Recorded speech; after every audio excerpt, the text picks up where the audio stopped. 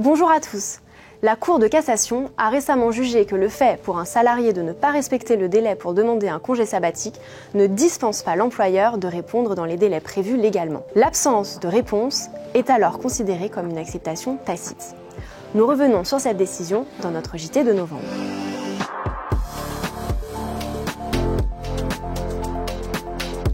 Selon le Code du travail, le salarié souhaitant prendre un congé sabbatique doit informer son employeur au moins 3 mois avant la date prévue de départ, en précisant la durée du congé. L'employeur doit ensuite répondre au salarié dans un délai de 30 jours en l'informant soit de son accord, soit du report de la date choisie, soit de son refus. À défaut de réponse, dans ce délai de 30 jours, l'accord de l'employeur est réputé acquis. La Cour de cassation a déjà jugé que même si la demande est formulée hors délai, l'employeur doit y répondre.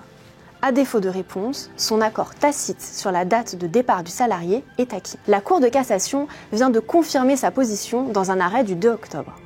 En l'espèce, une salariée a demandé un congé sabbatique pour un départ fixé à seulement 4 jours après sa demande, donc hors délai. L'employeur ne répond pas à la demande. La salariée a arrêté de se présenter au travail à la date choisie pour son départ en congé sabbatique.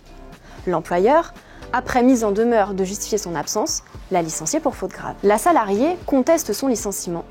Elle considère qu'en ne répondant pas à la demande dans le délai de 30 jours, l'employeur a donné son accord tacite. La Cour de cassation lui donne raison. Le fait que le salarié informe son employeur de la date et de la durée du départ en congé sabbatique hors du délai de 3 mois prévu constitue une irrégularité. Mais si cette irrégularité peut conduire l'employeur à différer la date de départ du salarié, elle ne le dispense pas de lui répondre dans le délai légal de 30 jours pour éviter une acceptation tacite. En l'espèce, l'absence de réponse de l'employeur a été considérée comme une acceptation tacite de la demande.